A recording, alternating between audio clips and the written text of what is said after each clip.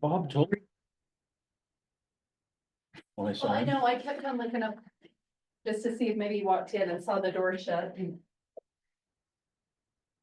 Okay. We when I have talked to him last, he said he was coming. 4, so we're good. He might have. Last time he texted me. So welcome everybody to planning commission meeting for April 23rd, 2025. We have 5 commissioners present. Let me count. Yep, 5 commissioners present. And I've asked Commissioner Hemuley to give the opening prayer for us. I love that.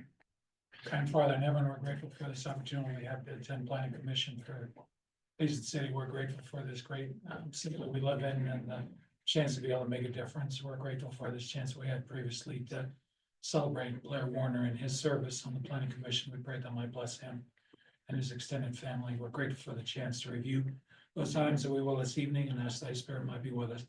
Ask the assembly in the name of Jesus Christ. Amen. Amen. Thank you.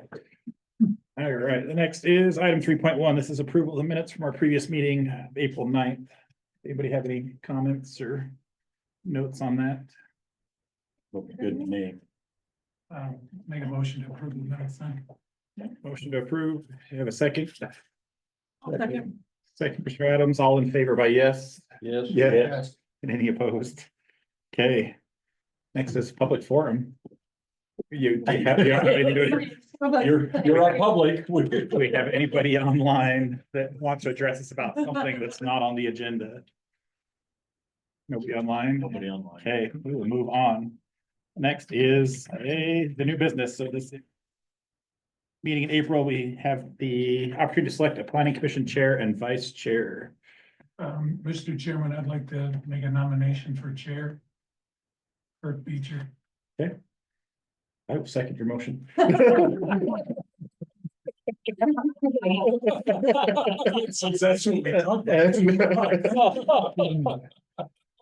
Any other fun? Then We happen to run into. I ran to the bank this morning. So you've conspired. That's the plan, Confirming to Ryan is that I appreciate his service in being the chair and knowing everything that has to happen during a meeting when I'm talking out of line, but I wanted him to know that I was gonna suggest Kirk to give Ryan a little break in his piloting duties. So we have motion for chair. I would motion for a second. We put Commissioner Hemuley as the second, or as the vice chair. So you'd have to call to see if there's any other nominations. Yeah, Okay. other nominations, yeah. Don't do it. Oh, any other nominations? Wait, no, you're it. Okay, no other nominations. I Do we need guess to do I that can one nominate separate? you. Yeah, you said, so you had a chair Kirk and vice chair. Commissioner Hemuley. No, you don't need to do separate. Okay, I didn't know if I had to move that separate or not. Okay, And then there's someone. Someone second? I seconded for Commissioner Beecher. We have to get a second for vice chair for For the actual Commissioner Hemuley. motion, yeah. I'll second that. Yes, okay, so the motion is Thank you, because I was. Commissioner Beecher as chair, Commissioner Hemuley as vice chair. Sorry, I was first. Maybe secretary for second. Do we have a motion? I'll make the motion to appoint Commissioner Beecher as the chair and Commissioner Hemuley as vice chair. Do we have a second? I'll second. Okay, all in favor by yes? Yes. And any opposed? All right, Now you can turn the agenda over. yeah, like turn the time over to Chair Beecher for the rest of the meeting. Okay, Planning Commission 101, who's doing that training? We gotta do the bylaws. Oh, we gotta do the We didn't, I bylaws. skipped that part so far. No. Anybody have anything we need to add to the bylaws? I didn't see any problems. No, I just was reading that part of, if the chair and the vice chair are not here for a meeting, then we appoint a temporary chair. A an temp pro acting chair. Yeah, Yeah, Chair pro temp. yeah. So that was enlightening just to learn that. Ryan will be here. Ryan will always be here. As will you. So good to know. So if there's no problems with the bylaws, do I have a motion to approve the bylaws as they currently? I'll make a motion to approve the bylaw. I'll second the motion. Motion is second, all in favor by yes? Yes. Any opposed? Okay, will the bylaws stand for another year? Same thing. No changing times this year, right? You know, We don't do that till 6 o'clock. December anyway, the Oh, time the okay, bylaws okay. change it, Okay. yeah. Is there an appetite to No. potentially change? the meeting I like times? 6 o'clock myself. They were nice and 4 AM. You'll get a lot more public at that time. That'd be one way to. Make sure we don't have. I'm good with 6. Anybody else have a problem with 6? And that can be something that can be discussed further when it gets Right. closer. yeah. Because I do remember we talked about moving it up to 6 because it helps out the office staff. Because those of you that are already here all day They to, always delayed it for me, which was nice. 'cause I Yeah. usually didn't get done until 6. so So that was the explanation of why it was But, later. but So, now you're. Don't have that. now I don't issue. have work till 6, so it makes it a little easier. yeah. Okay, good. All right. So who's doing the planning commission 101? You get to hear from me again. Yay. Sounds great. All right. Bob's seeing this picture and he's like, what did I sign up for? So, several of you have probably had this training, but it's always good to have some refresher. Twice. So that's what we're going over tonight, and it's very informal, so feel free to just interject, make comments, questions, whatever. We've got legal advice right here that can answer them all for you. But we'll go ahead and get it going. So, legal justification for planning commission. I'm not gonna read all of this, but if you wanna have some discussion about this, then we can do so. The big thing is, and it's a future slide that we'll get to, is cities don't really have any power except what is given to the state from the federal government, and the state decides to delegate to the cities. But what the state has done is created a system that requires each municipality to have an appointed planning commission body. In state law, these are the things that are required for planning commission to address. So any questions about those things?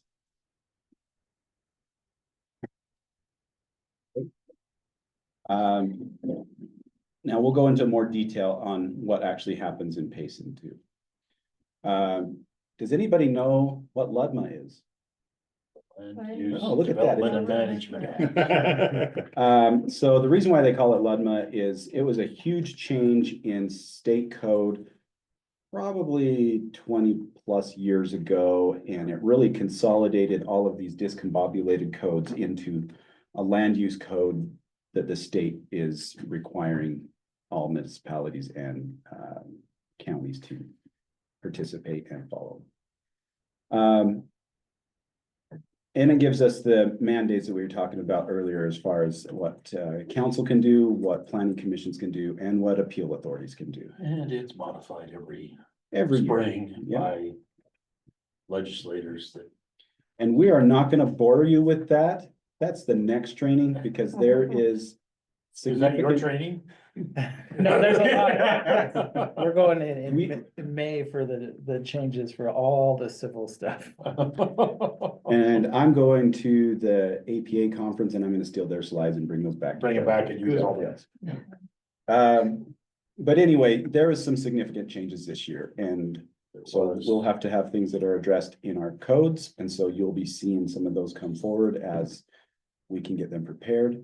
But then we also have, as you know, we've been discussing code updates and code amendments, and so we'll continue to bring those. Jill's getting ready the request for proposal for a consultant to actually move forward on that work, and so all of that feedback that we've been getting this past month or two will be very helpful with that.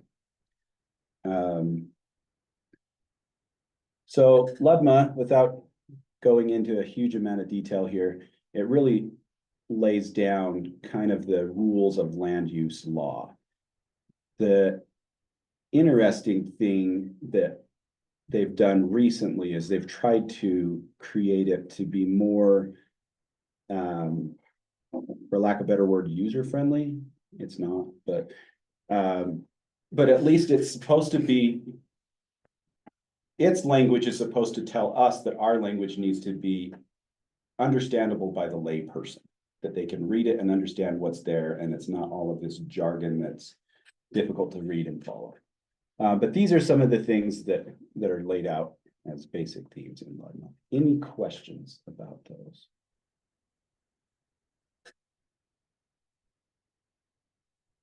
I think the one on the private property rights, this is one we run into a lot of times, is unless it's strictly prohibited, we can't tell them no. And so sometimes we're like, we have to approve this because we don't have any reason and justification to tell them no. So, So this one is interesting because there is case law on private property rights and when you're infringing upon your neighbor's property rights, things like that. As much as possible, our zoning laws exist to help mitigate that. But there's going to be situations when that actually comes into play. Worst case scenario, I guess there may be some sort of lawsuit, but thus far, I don't know that we've had a lawsuit recently. Jill, have we had any? So I think we do pretty good in trying to help mitigate concerns with property rights. Now, if you were at our last Board of Adjustment meetings, there was some people that were really excited there. Any other questions on this? Before you go past this slide, I think just a couple of things to bring up is, and you may have noticed this as you're processing applications. You can change the rules, but you can't change the rules while you're processing an application. So I think it's really important and for us to discuss applications once they're done also, and once an applicant gets through the process. If there's something that needs to change in our code, if there's a loophole or we Then need that's the time to do clarification, it. then let's talk about it and still make the changes, but you can't change the rules of the game during the game. And we'll talk about that more later, Okay. but yes, so what the state and case law has done is they say that cities and counties have broad discretion on how to regulate and what to regulate. But they have very narrow discretion on how to interpret that. And so you need to have that clear and concise the way you want it to be interpreted so that, again, the lay person can know and understand it. And also it's clear and concise for you to carry it out. Another one there, that must act with reasonable diligence. This is something I think has been being questioned at the legislature recently, and that they've tried to refine processes for development and things like that. Some of it's been good stuff. For example, they've codified that when we get an application for something that we have 3 business days to be able to review that to determine if it's a complete application, not to review it if it's ready, but just if it's complete. And As everything is supposed to have to be. correct. However, we'll talk about more of that later.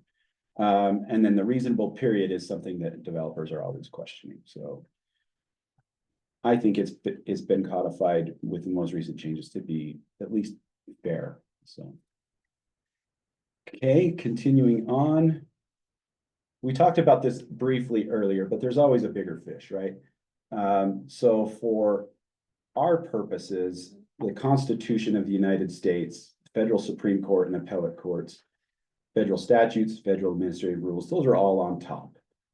Our state constitution gets its authority from the federal government, and we get that authority through the state. Can anybody answer for me what we get the authority to zone? How do we get that authority? What is it from? Zone? To do zoning. So, Not sure what you're trying to so ask. the federal government has given states the authority to do zoning.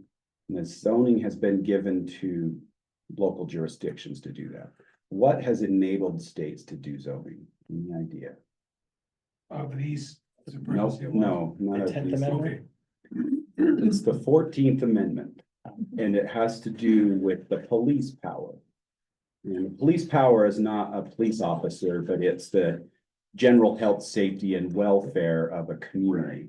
And so zoning has gone through various case law situations, and it's been determined that zoning is an extension of that police power. Questions on this hierarchy and question on that scary little fish trying to get away? It's not a question, but it's a comment. I'm glad that during our processes and what we do, when the staff mentioned to us that, you know, this comes down from the legislature as opposed to just based on the bylaws that we review, you know, every 5 years or whatever, just where we know where if our hands are tied, where we can make a decision that's outside of the specs of what is set down from the And legislature. we'll always try to let you know that. I hesitate to say this, but if you want, you can make staff the bad guys. Because Oh, you guys are the bad guys. we're the stewards of the code. We're the ones that's making sure our code's being interpreted. We're just gonna take what you say and us being the bad guys, and we're gonna say the code's the bad guy. But anyway, when I sat on planning commission it was a county planning commission, but when I sat on planning commission, I would always restate whatever it was staff said that I wanted in my motion. Right. And then I would confirm it with staff and I'd say, is this correct? Is this what should be done based off of staff's analysis? And then they would say yes, and I'd be based off of what staff has said and in the staff report and our code, I motion to do this. I just appreciate it. Probably one of the best ways to do it, because then you're basing it on the code, you're basing it on analysis, and you're leaving emotion out.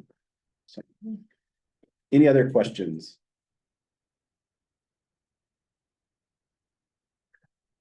Okay, lot of code in state and federal law. Most of these things you won't really have to worry much about. These are all incorporated in our zoning code, in our general plan and whatnot, but these are the things that the state has created land use related ordinances and plans on, or at least information on what we need in our plans, and then information on what we need to have ordinances for. Questions on this one? Like that bottom one. That's a fairly recent addition to state. Yeah. Because it wasn't in there a while ago. So I've got a question for each of you. Talk to me about bullet point number 3 in the land uses, manufactured homes. What could be concerns there, and what can we and can we not do? I think a lot of the problems is, I mean, well, my daughter bought a manufactured home over here east side of Payson, but it was built like a home and then brought in. It's not a modular home like It's not a home on wheels. chassis and. Yeah, and I've got no problem with that. I mean, I can see people, when they bring that modular home with what I call a modular home. Is, Essentially a large trailer. basically a large trailer just put back together, but something like that, them are no problem, but like we do have our codes where we have to have a garage, attached garage to them. And that may very well change. And that my daughter's had a garage built onto it. I mean, it was brought in and the garage is actually attached to the home. It was one of the Iron Town homes what got brought in. So I think that's, But then they brought some other ones in just east of the hospital right there that didn't have the garage and didn't actually meet. Yep, and that one had a little bit of hiccup here in the community.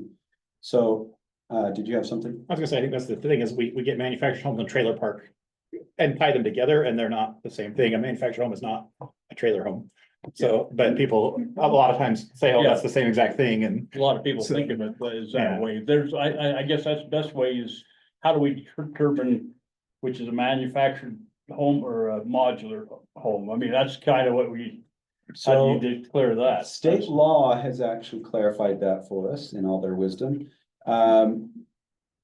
Primarily a manufactured home, and they give you a definition of it, must be treated like a regular stick-built home as long as it meets current building codes and is put on a permanent foundation.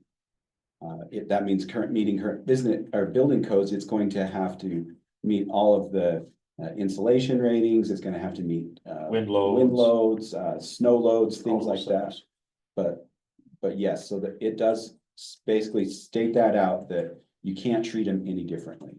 Now, these ones you mentioned over by the hospital, we could do a little bit more with those. It was a fight. But the reason we could do it was because there was an annexation agreement for that area talking about some design standards and things like that that needed to be in place. And we got some of the design standards and some of them not, but Yeah, I know, that's, I just say that, I mean, they didn't have any problem when they put my daughters in, but then later when they put that newer subdivision in, they brought them ones in. Like I said, it was stick framed house, but it was modular, but they didn't attach the garage to it, or, I mean, they put a freestanding garage off of them.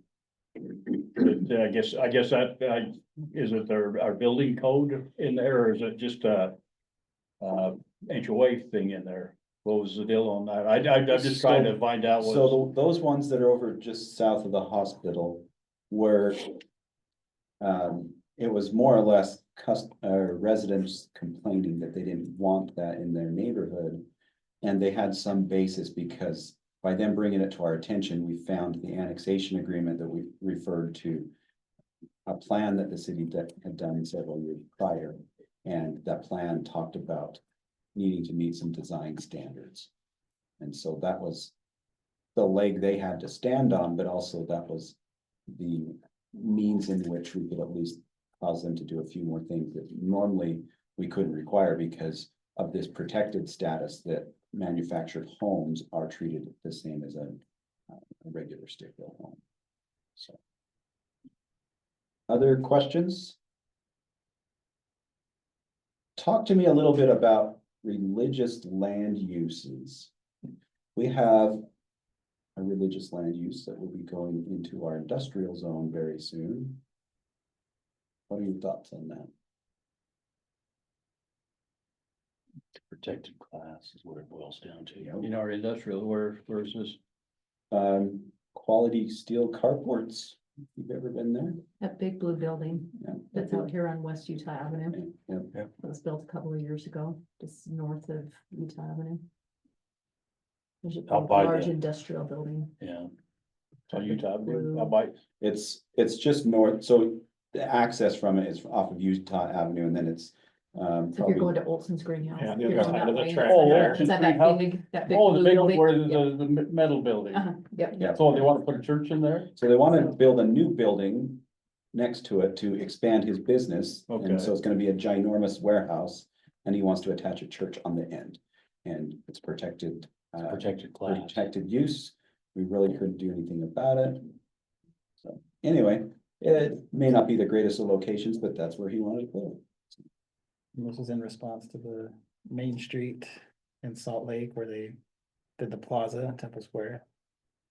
That's That's what- interesting. I've never heard of Learned all that. putting a church on The, business. That our village religion- act, because there was so much So we gotta rezone dispute it. between the city selling. Should it allow it for every a zone, religious but it's purpose. Oh, industrial, okay. it's Yeah, for That's why the commercial, legislature to allow church. did Codify that. it, So yeah. a church can go in on it, and then.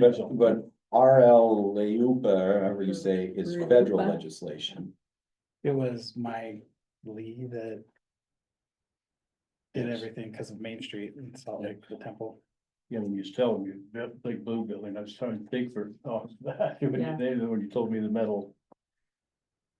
Okay, the IADUs, we now also allow DADUs, Mhm. so something to think about there. Internal and external. Yep. Continuing on. This is a good one to talk a little bit about. So Planning Commission has at least these three hats that you're gonna wear on occasion. So last meeting when we had, I guess it might have been a couple meetings back. We had the conditional use. Which which hat were you wearing? The authority. The land use authority, yeah. And last meeting, you were a land use authority for what? Small subdivision. For a plat amendment. Yeah. Yeah. Appeal authority. Is planning commission appeal authority? I don't know that they could do an appeal authority because there's the whatever. it's I called, don't the other believe board. we have anything in our code that has planning commission as appeal authority. Yeah, You There's- could be, Yeah, could be. but we don't have You anything can't- that, but yeah. You No. couldn't have made a decision on that prior. right, So you couldn't have been the land use authority and then be the appeal authority for the same item. I guess if. Like the building inspector said, did something that somebody didn't like, they could come to the planning commission or If you something. were the designated appeal authority Right. for that Right. application. The closest thing I can see in our code, the planning commission is responsible for is if there's a dispute on a zoning boundary. That's between staff and the applicant, and if they don't like that, they can go to the planning commission and the planning commission would. Yeah, that probably is probably it. So. Advisory body. When is the planning commission the advisory body? For most things, we send to city Right, the council. city council. Yep. So we've got this zoning code we've been talking about in our work sessions, right? Mhm. We've got annexations, we've got general plan, we've got specific plans. Anything else? Those are generally the ones. So. Yep. And that's most of the time what planning commission would be focusing on. So. Okay. So this, I wanted to break down a little bit for you because I think this is helpful. So you can see we've got in the first column or the second column, we've got the legislative actions, the third column, the administrative, and the fourth column, the quasi judicial. Most of the time, planning commission is in that second column, but we have some, one there in the third column. So, and this also goes into the part I talked about with legislative authority having that very broad authority to determine your laws and codes and things you want to have in your community. But as it becomes an administrative action, you can see that it's much more restrictive on how that's interpreted. So you can see that we've got down there for the land use actions, the general plan, land use ordinances, municipal ordinances, ordinance amendments, annexation, policy plans, annexations.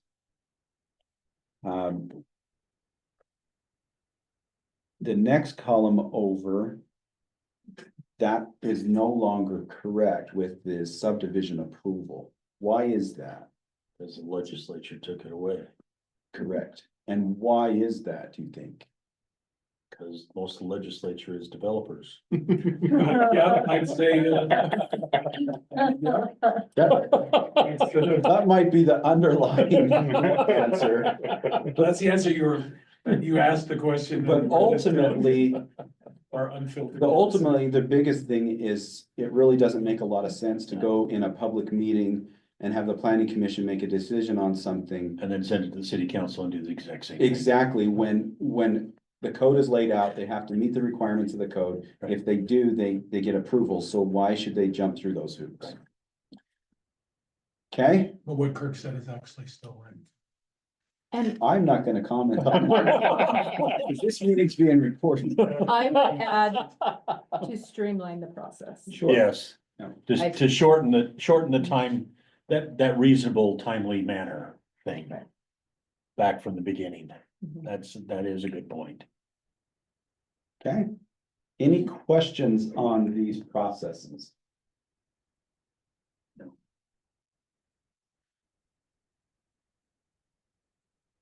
Okay, few tools we have to work with in planning commission. Our general plan, our land use ordinances.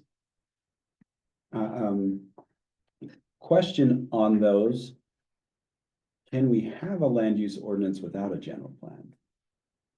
Yes, but it doesn't make a lot of sense. It means we're not thinking into the future, we're only thinking in. Right at the moment. Okay.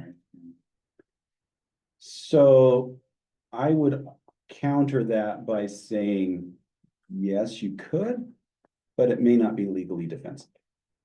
Because you need to have a plan that you're enforcing, and that's what your land use ordinance and You codes gotta have your do. guidelines to Yeah. do what you gotta have. And so there have been case law situations where ordinances have been struck down because the They city didn't have a plan. They didn't have a general plan, yeah. And we fortunately have a general plan, may not cover everything that gets annexed in, but we have a general plan. Correct. Okay, and then you can see down there the creation, planning commission creates these things. You didn't know that, did you? The general plan and the land use ordinances. You can lean on us, we'll help you. Planning commission And holds the consultants public as well. hearings. What's that? And consultants as well. Yep, consultants as well. Planning commission holds public hearings on these items. And then they, again, acting in their advisory role, recommends to city council for adoption or whatever, rejection or whatever. I'm assuming if you're moving it on to city council on one of these items, it's probably would be for adoption.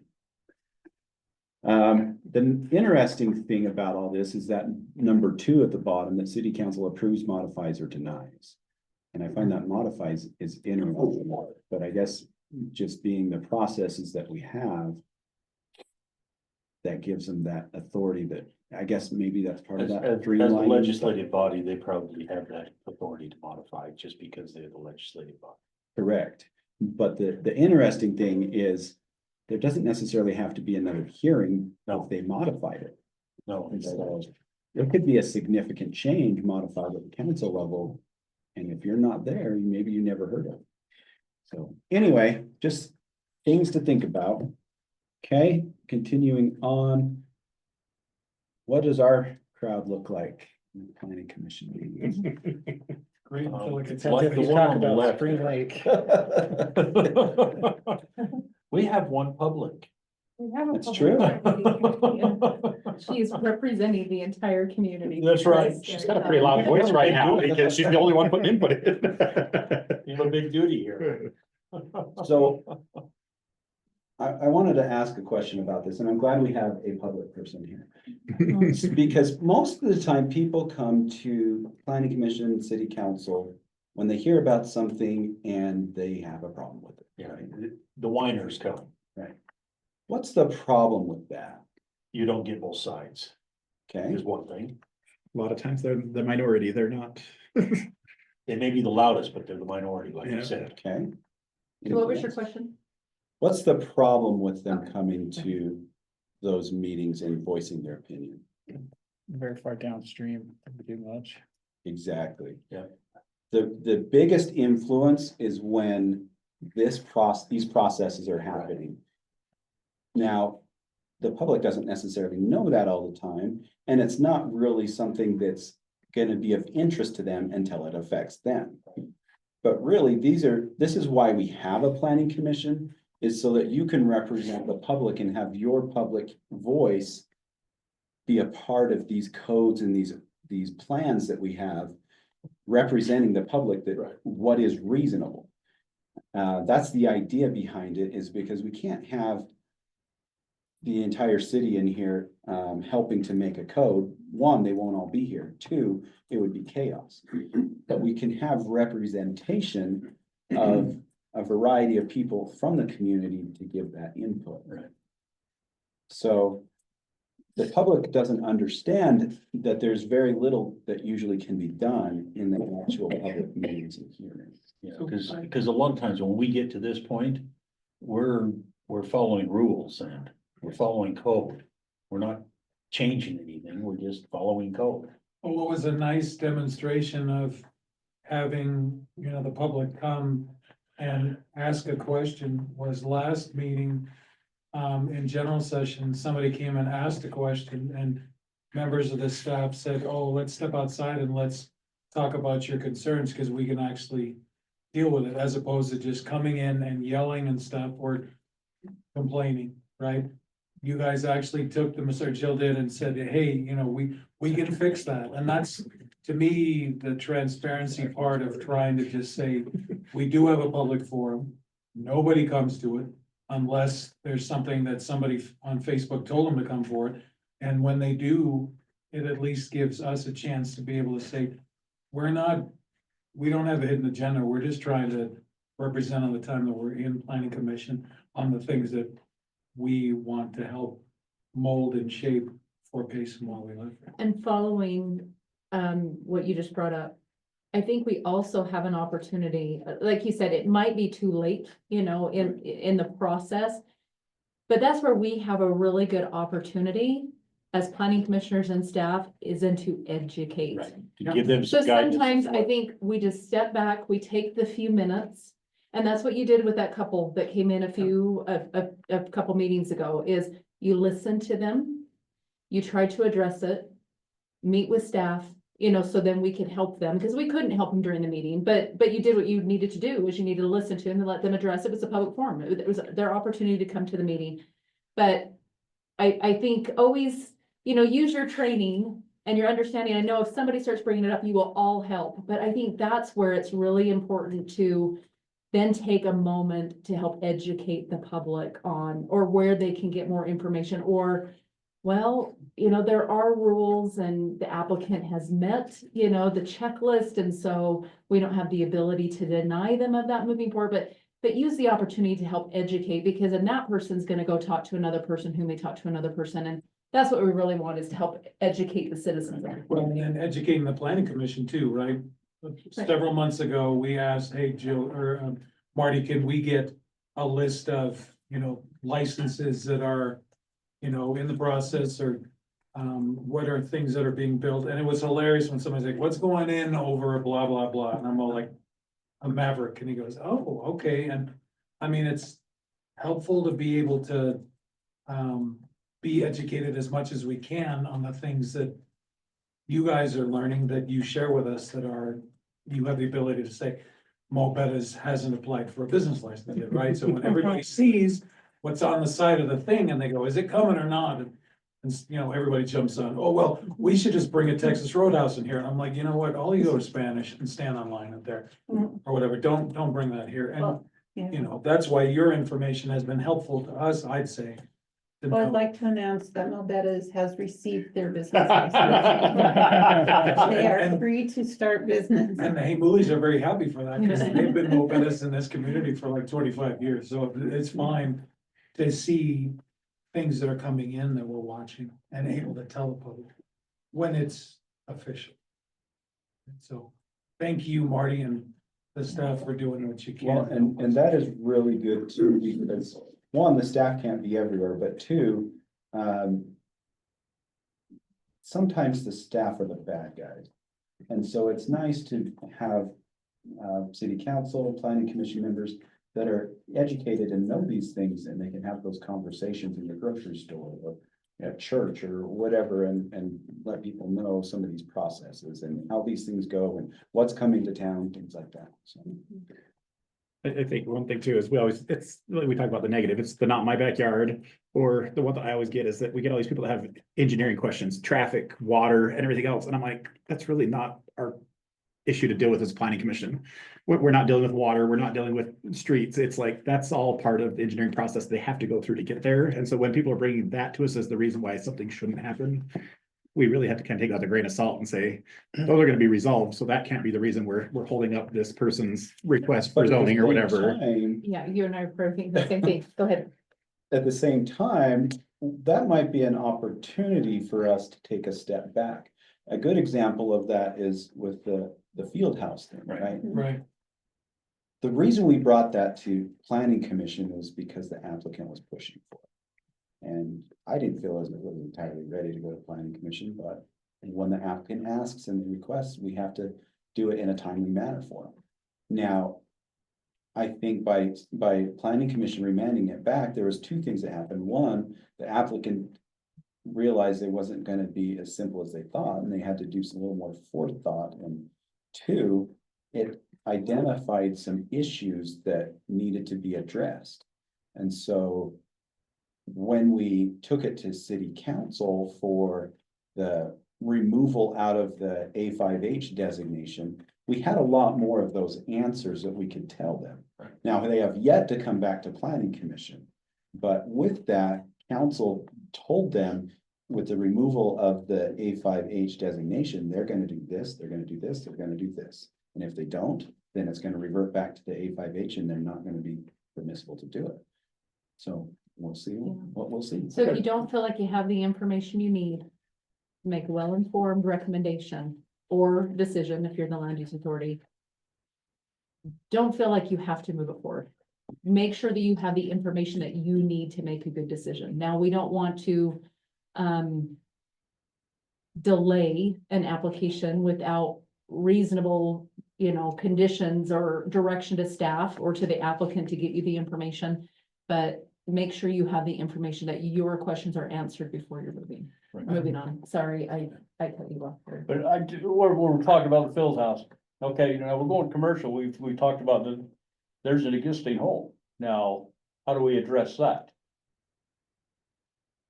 That, I mean, Yeah, because, yeah, I understand what you're saying. and that's what another flag Yeah, is because on that. there's an existing home on that parcel, yeah. And so, I mean, we really didn't address that as far as the planning commission that night. I mean, we had a lot of stuff going on that. And where we talked about it, that's why I kind of brought up on the one where it said, we had it needed to be up or below, but then on the other one, on commercial property, then it says we can't have residential on a commercial property. So that's why And that would be something I kind of brought that Yeah, up, that'll be something that'll have to be addressed with the applicant. because I mean, that was something that, I caught my eye on, and that's why I was saying, hey, we can't do that, because that house is, I didn't tell you the house was there, but I mean, because the way it got brought in is it was just a raw piece of ground, not with a house on it. And I think there's some interesting situations there, because if the house is subdivided off of the property, then they're no longer a legal lot to have the house on. to have a house and a septic system and whatnot, right? Because if you change that lot, then the well and the So there's, septic would have to go on a separate so system. it may very well need to be that the house needs to go away, or that the house is no longer a house, even though it looks like a house. It might Well, need they're to be- living, I mean, they're living it, I mean, I know, I shouldn't, I'm just bringing it up because they are living in it. So that's why that was my biggest concern with it, where they're living in it. And then they're gonna have to have a public drinking status for that well before they go any further. They'll have to get the permit for it. Yeah, we will see where that one goes. But I'm just, So, there's a lot of things that he hasn't, was there somebody else that had a comment? I've just got one that, I don't know if you guys saw that email that Kim Hollandrick sent around about the quorum, like. When people come up to the microphone, it is a public forum, and so everyone has a right to say what they want, and so if there's over. People are getting too far one way or another, like clapping for what they like or booing what they don't.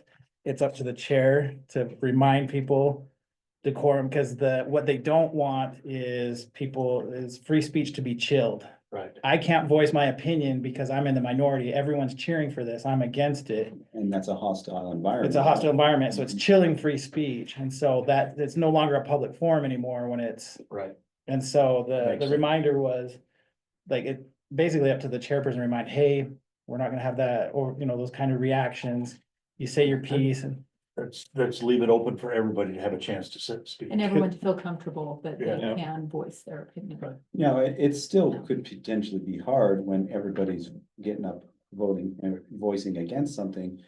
I mean, it'd be quite difficult for somebody to get up there and be in favor, but even more so if there's jeering crowds and people clapping and things like that. Good point. So question before we go to the next slide. What's the difference between a public hearing and a public meeting?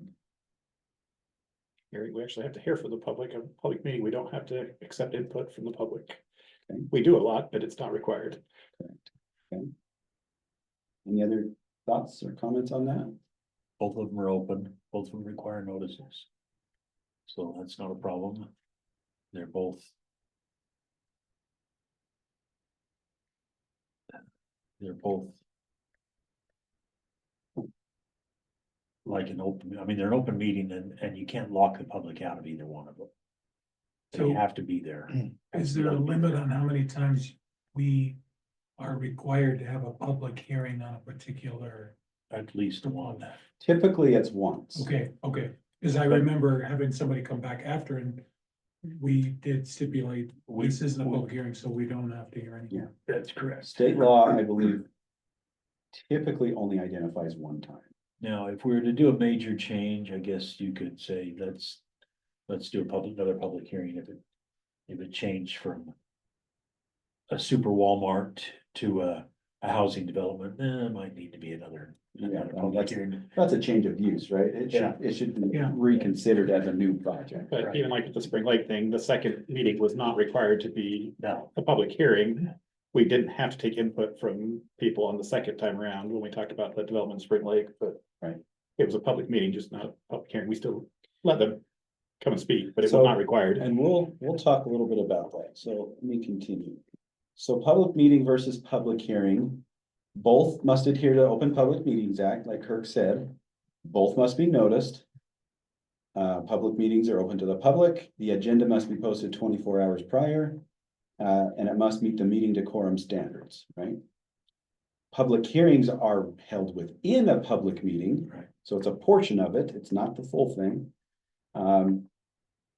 It has longer noticing periods usually. State law for most of the things we would do is 10 days. Sometimes it's and 14. it's typically I mean, if it impacts a property, it's a distance away from that has to be noticed as well. For example, an annexation, I believe there's a 500-foot and a half-mile radius, I Yeah. think. Zone change, I think we do at 500 feet. And our state code says we don't have to, but for a zone change, we do a courtesy notice where we mail something out to property owners within that 500. Okay, question on that, where we got our 500 feet, most lots out there are 250 feet, so how are we gonna be fair with the people out on that road? That's. So that would be basically, another- I mean, again, it's a courtesy notice. I know it's courtesy notice, but And then what we do is we have is it the public notice website that has the map? Yeah. So it's a tool in the public notice website that you input a property address or a parcel number. And then it gives a circle around the area in that range, whatever it is. So in this case, it would be 500 feet. And then it would, if any portion of a piece of property touches that 500 feet as the crow flies, then they would get a notice. well, that's all the further that the notice will go out. That's the requirement by law. Yeah, I know, that's what I'm just saying. Actually, it's That's- courtesy, so we're not even. Yeah, but required to, yeah. but Yes, our local, Our law. yes. But Our Now, whether or not we should look at the distances for agricultural area versus in town, in the center of town differently, that's another That's- conversation. Cause yeah, if you're in the middle of the town, middle of town and you're noticing 500 feet, That's a lot. you lot are of sending a people. lot of courtesy notices. Right. If you're out in West Mountain, Yeah, West Mountain, there's. You might get two. you might only get a Yeah, handful. you'll probably catch Yeah. about 5 of us in that. So radius. maybe that, That might be something to consider Yeah. for our code amendment Yeah. maybe in the A5 zones, that might be the easiest way to say it. Courtesy notices go out for a quarter mile or a half mile. Something like that, yeah, that would be something. So the next bullet point on there, the public is allowed to speak at a public hearing. The sub bullet underneath that, every point of interest, but not necessarily every person. And that's where the chair has the authority to say, hold on a second, we've heard this before, several people have mentioned this. Does anybody else have something else to add? Something new or different. Yes, because we don't need to hear verbatim the same things of it's gonna kill the children and it's bad for this and whatever. We got it. There's 3 or 4 people that have voiced that. We don't need 300 people to voice the same thing. The last bullet I wanted to also emphasize too, because this is where cities can get into big trouble. So it's a very formal setting. There shouldn't be any talking. It shouldn't be even in the audience. There shouldn't be text messages. There shouldn't be whispering, passing notes, any of that, because all of that can be part of a public record. And if somebody had a reason to sue or whatever, and they see any of that going on, you bet they're gonna latch onto it. Especially if it's members of the commission Yes, are- absolutely. doing things back and forth. I mean, So you can't control who's in the public on their cell phone per se, but I mean, we can have that whole decorum discussion with people at the beginning, but you still can't control that.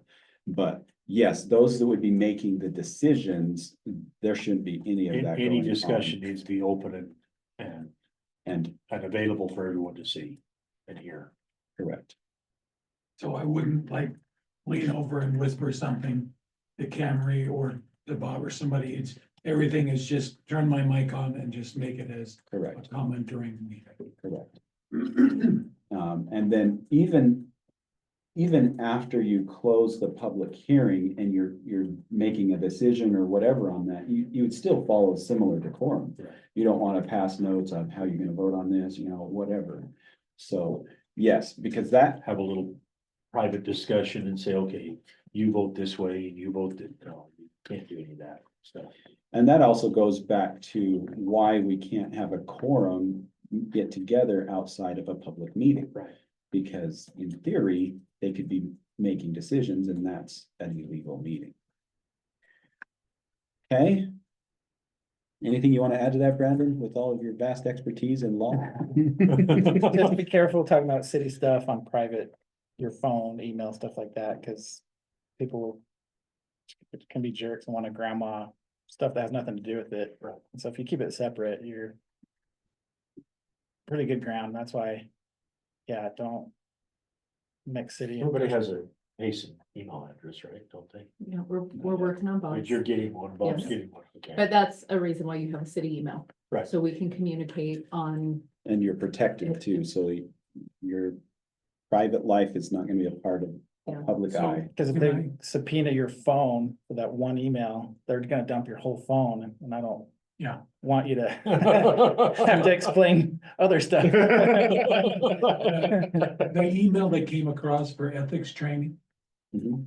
are we required to, Yes, because that wasn't necessarily ever said. I mean, I I couldn't make the don't 9 know o'clock. the- they yes. I send can it to watch the- everybody, you would be considered affiliated with Okay, city, so it- yes, it- we it would said encourage you to do. Appointed or employees, Okay, Yes. so. So when you yes. have time, look at Please. the Get, presentation. watch the get some recording. popcorn, let it play and yeah, take a nap. Well, it I has, mean, it is just listen happening. intently. Yeah, the 9 today. o'clock just didn't Yeah. happen today, well, so. there was one in person today and then a Zoom, and then the recording is actually that she's gonna send us a link to that, so then everybody can watch the That recording. would be. Okay, so That that's- didn't have a chance today. Yeah, I didn't, so that's And- what, so we'll have that. And that chance form to you do watch need it. to fill out and sign and turn in. So as soon as we receive the link to the recording, then we'll email it out and then, yeah, just watch it on, when you have time. And then sign the pledge and get it back to us, even at your next meeting. Okay, thanks for the Bring it inside. clarification. Yeah, Yeah, thanks, but that's- thanks for I'm asking. Glad you brought that up too, glad we asked you on that. Yeah. Basic takeaway, don't take gifts over $50 for Yep. people. I think it should be more, but And don't kill And don't kill people. don't kill people, yeah, mosquitoes. and Yeah, Mosquitoes are okay, but not. there's this. That was in the underlying ethics thing, training? Yeah, yeah. What's It's that? Very heavy on killing people is bad. In the ethics So- training? Yes, Wow. So, Anyway, It was. said maybe that's a from- problem It's been a somewhere. serious problem lately. You know, You were leaning towards, you might have flipped and done it. But now you're safe. You signed, you're good. Oh, it must have come from Arizona from the Dabo drill. I mean, that's where that came from, is don't kill me. yeah. And then just on this slide, before you move on, we probably will go more into depth on the Open and Public Meetings Act at a subsequent meeting. Michael's just giving you the overview, quick, but, Brandon actually gave some really good. I've got some training slides too. on that. Yeah, but- he's got some slides on that. He did a really good job with presenting to the city council, because we're required to have Open and Public Meetings Act training every year. Yes. And so we'll probably let Brennan get a little bit more, get caught up on some things. He's got to hire a prosecutor and feel like he can breathe. So probably later this summer, we'll have Brennan come in and dive into the Open and Public Meetings Act a little bit more. So talking a little bit more about decorum and formality, I know we've had a couple of instances where there's a motion on the table and the discussion's happening and such. I think this is a good opportunity just to remind you that once a motion is made, we need to quiet the discussion and we need to have a second. And if there is no second, the motion's dying and we can continue the discussion, right? And then also, if there is a second, then we can have a discussion again. Right. So, and just keep in mind that, and then obviously Marty loves listening to your voices. But sometimes she doesn't know who says what, so. Most of the time, I don't know. Everybody's talking at once. So it's very good to make sure that we know exactly who's making motions and seconding and that sort of. Well, and one thing I thought was interesting too, I think I read in the bylaws that anytime you don't understand the motion, you can always ask for it to be restated and rephrased or rephrased, whatever, restated. So if somebody makes a motion and can you, like you say on that, can you come back with another thought with that? On a motion before it comes No, I seconded? wouldn't say that, but you could say, so I had some thoughts or concerns, can you restate your motion? And then once you hear that, then you at least know that, hold your thought until a second happens, and then you can voice your So thoughts. after Yeah, the second, then we can yes, then talk about The, what. the other thing you can do, at least I think you can, is that, if somebody makes a motion and they forgot something. They forgot to say based on the following findings or whatever, you could say, I'll second it if you add this. right. And That's then, fine. and then the original motion maker needs to say, yes. Yes, I agree I'll with make that. that amendment to the motion, blah, blah, blah, whatever they want to say. It's usually when I make a motion. It's full I full have to- disclosure. Hey, you're vice chair now, you're a professional. Yeah. Which means I'm not gonna be making a lot of Kevin, motions. just say when you make a motion, I usually have to listen to it like 6 or 7 times. Figure out what you're See, saying. but see, at least you know it's me, Marty, and you know if it's really You know it's stressful, him, you know it's Blair. And you also, Yeah, when it's Blair, I can't hear it. You know, by default, if you Blair's quiet. it was Blair. I had to wait at one meeting, told me she couldn't hear me, I'm like, that's not normal. Marty, you also know that Kepi has been very thorough with his motion. Whenever it's talking about motion to adjourn, that's normally me. That's the one. Yes. Set up there. For Michael, to Michael, what did they say? Do you hear our voices at nighttime? No, I don't. Night terrors. Well, minutes do give me, I have to use more hair dye. Well, not my favorite thing. You know what you could do is just take the meeting summary that, who's The AI. that Zoom gives you, and then just revise it slightly. It's helped upon occasion, but. So this slide, we've talked about most of these things. I want to talk a little bit about the political responsibilities, but any thoughts on ethical conduct or legal responsibilities? I don't know if this falls in this category, but kind of what Kepi, I've seen Kepi a few times, where when people ask things on Facebook things, I don't ever say anything because I don't know if we can or should. Like if people ever ask questions like planning commission questions, should we try and correct stuff or do we just stay out of it?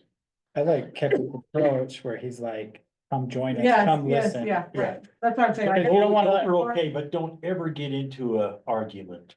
Yeah, Don't don't lock ever- don't lock yourselves into a position. Don't make the keep going back and forth. Oh, Right. no, this is the way it is. No, Right, just, right, right. just say, come to our meeting. We let Doug do that. Doug is the one that, I mean. when Yeah, I- he does a really good job. Yeah, he does, but then he's just being baited by people to be able to just say, well, you know what?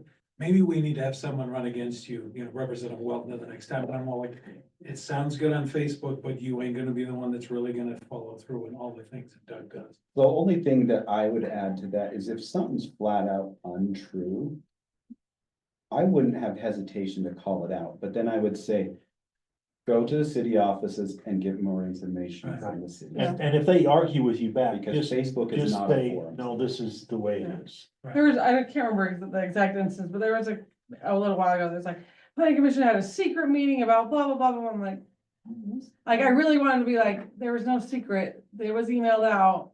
Like, come to the meeting, what I wanna say is, obviously, but It's I don't also know, like- recorded, so I mean. yeah.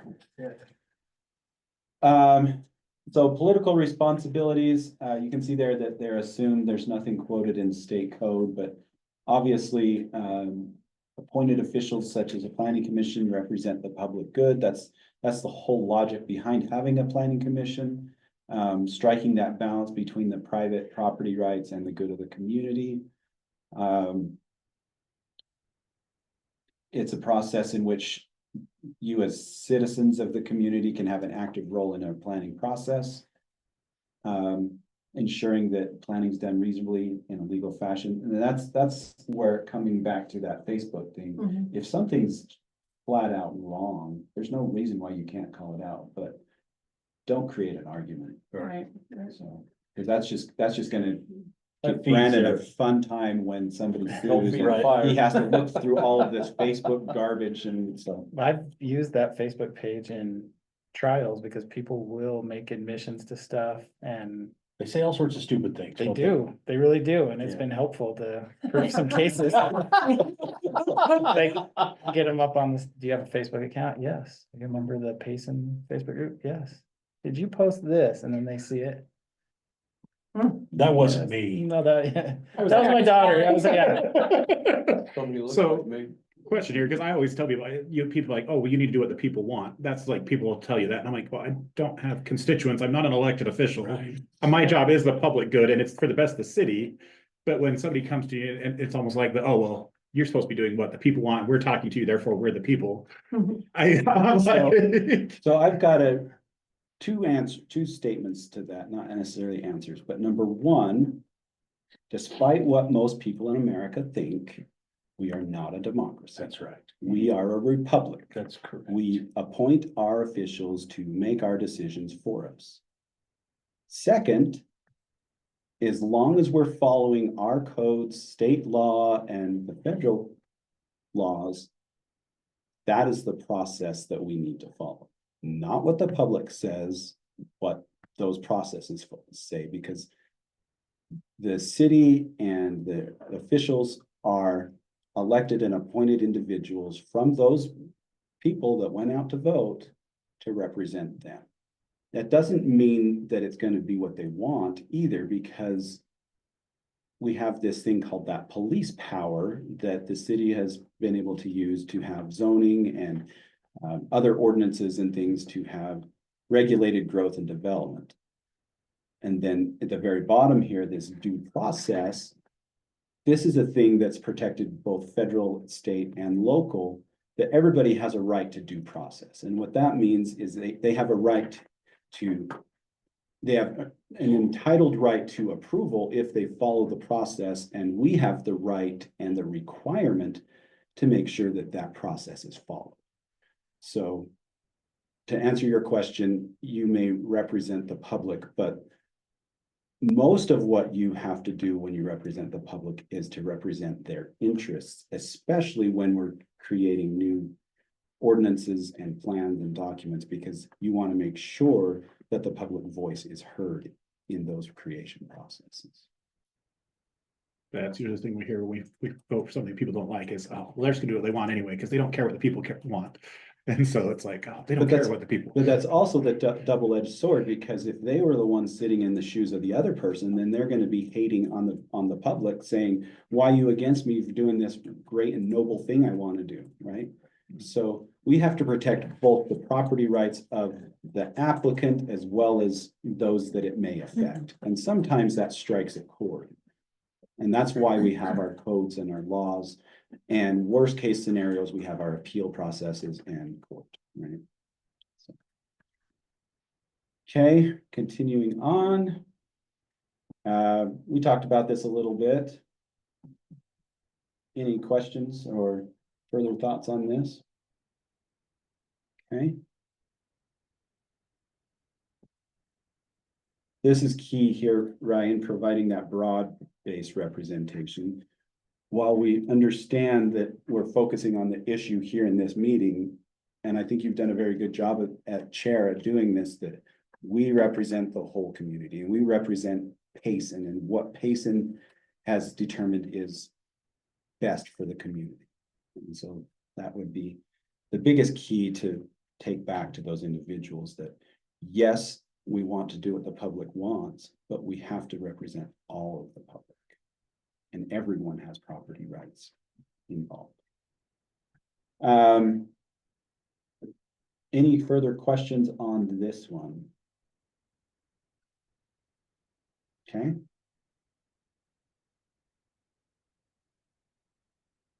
So specifically here in Payson, these are some duties that Planning Commission has. Making recommendations to City Council on all of these items here. So again, what capacity are you working in with this one? Advisory. Advisory, okay. So one that's interesting, and it may need to be taken out of the code, is this may recommend subdivision construction, may recommend on subdivision construction plans. That might actually be holding up on that due process, because if they have to go to planning commission to get a recommendation that they don't even need to get any kind of approvals from, maybe that's crossing that boundary a little bit. Okay, continuing on. The biggest disadvantage I see with that is that it's nice for us to know what's going on. Mhm. That's the biggest disadvantage I see, is that sometimes we don't. You don't get to see these subdivisions and what's being proposed. Right. Yeah. So that's the biggest disadvantage I see of that, but again, the legislature has taken that away from us as far as any kind of approval process. And that can be done, similarly to the business license report process, where we could give you an update. And I think we've done that a few times, but it definitely hasn't been regular. No, And so that could be something that could be done on a more regular basis. that just helps with sometimes with decision making as to what's happening with those kind of things too, Mhm. so.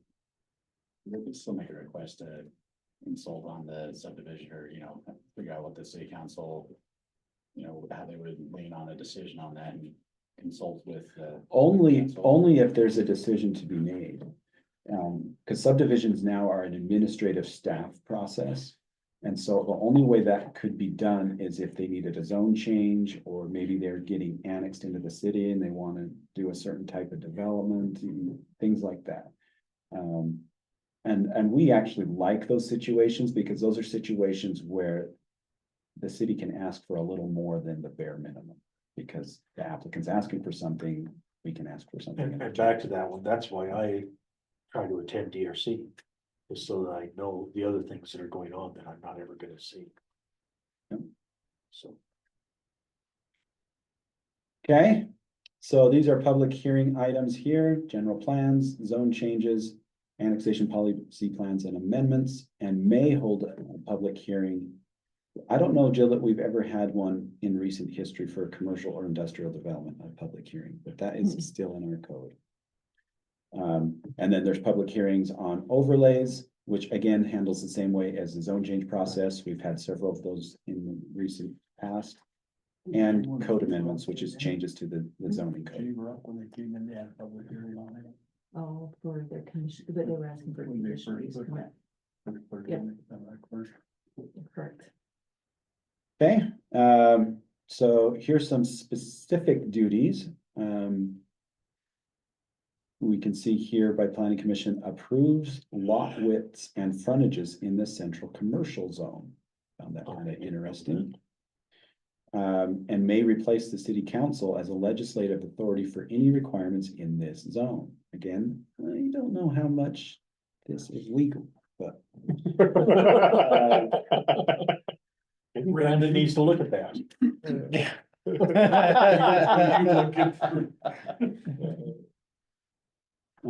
Currently, and I don't know why we still do this either, is planning commission chair signs subdivision plats. Yeah. Now, you're not making a decision anymore. I'm not sure why, but we still have had it in there.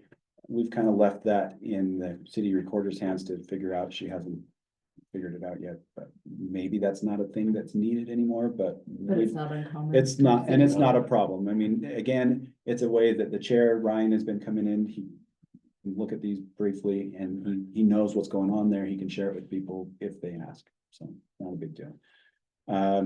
Give input on the cap zone. We have not, we talked about this in our work sessions prior. We don't have any cap zoned areas right now.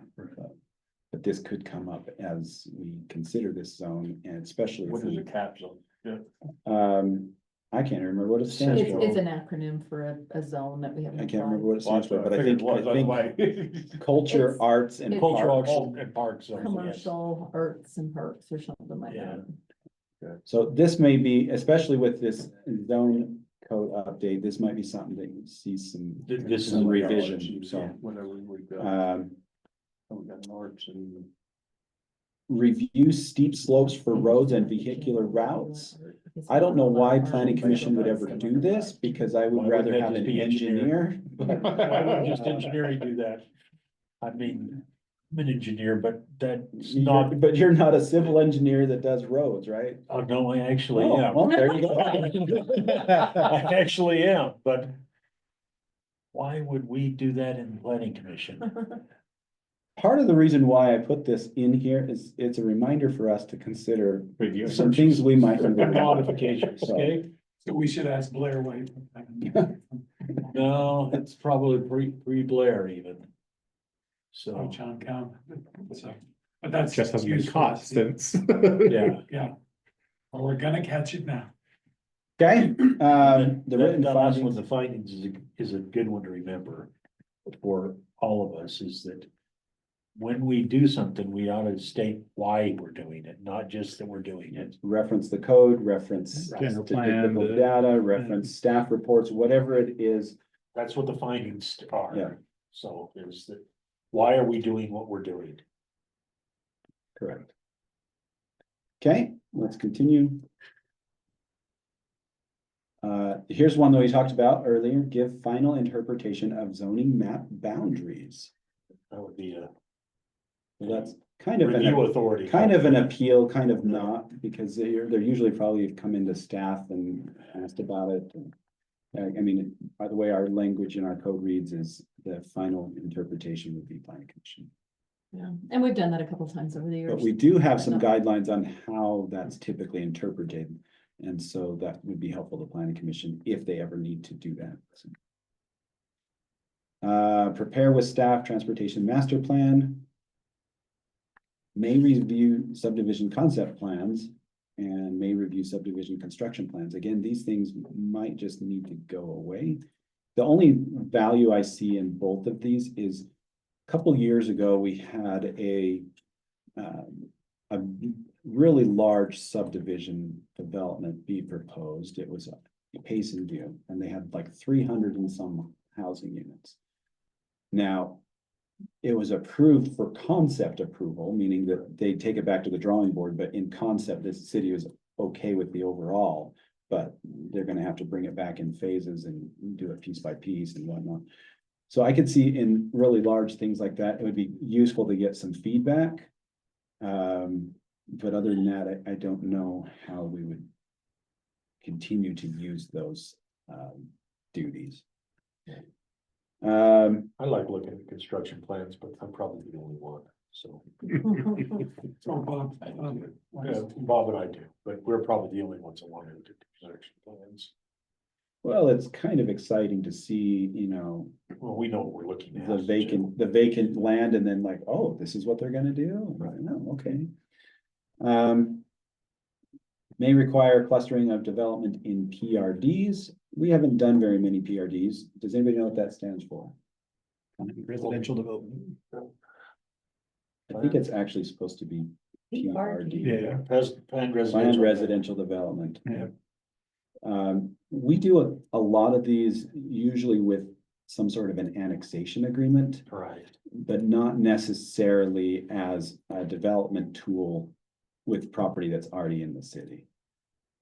That could be something, and it could be something to consider in the future, especially if we're gonna be doing some of this clustering and putting a bunch of property with homes here, so we can have more open space and parks and whatever in another area, or we need to protect some areas, maybe hillsides, you know, whatever, so.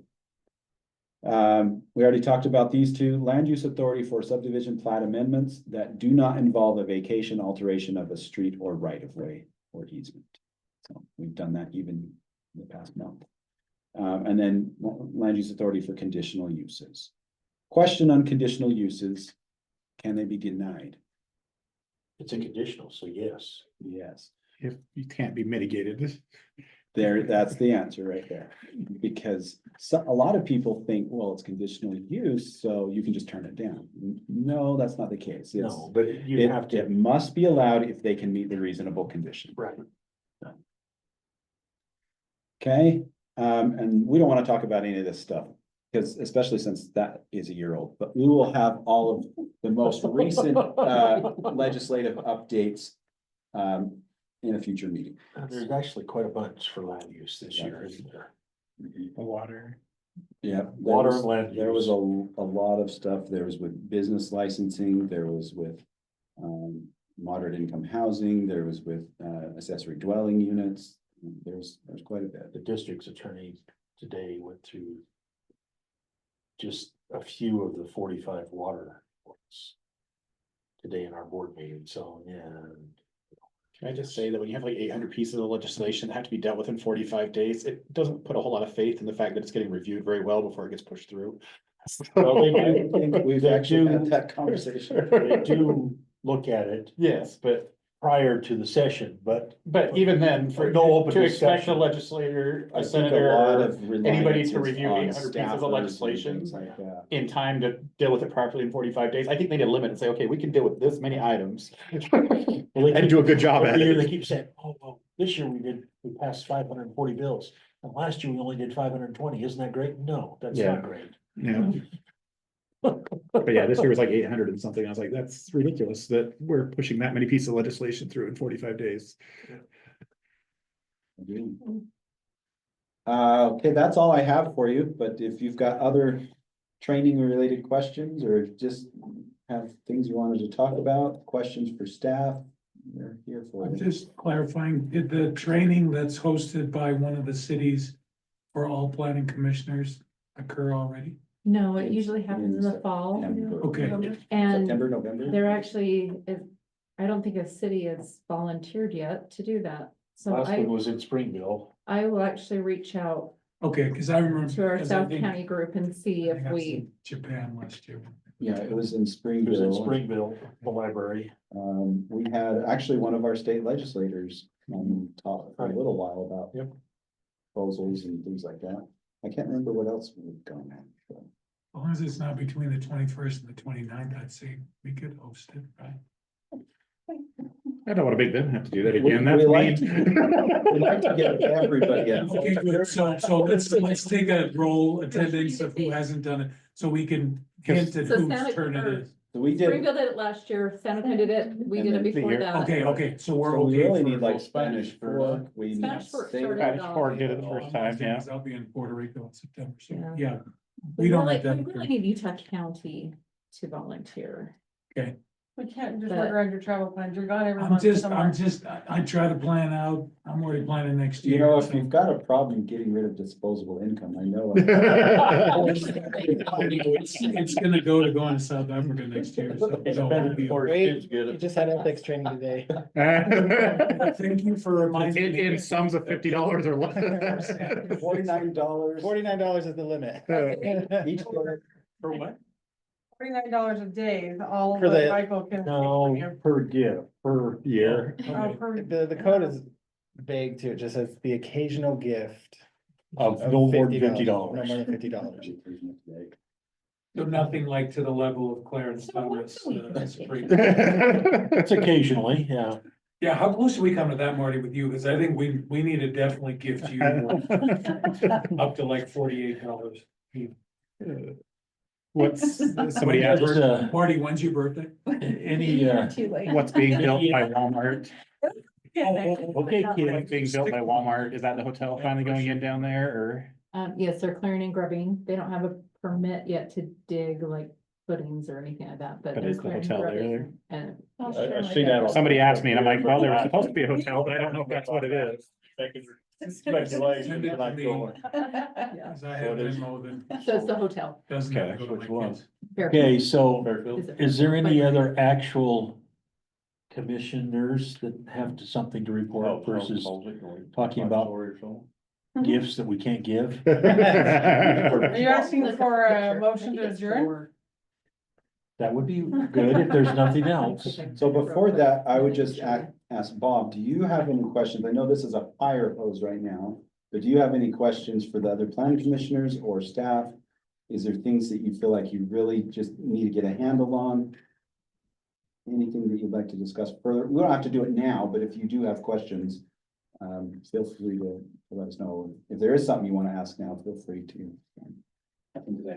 Okay, Ryan, I make a motion to adjourn. Mr. Chair. Anybody oppose? I will second his motion. Good. All in favor, yes. Yeah. Yes. You're done. So what's going in? Thanks for putting that together too for Blair today. No, there we go. That was It's 4 great. stories.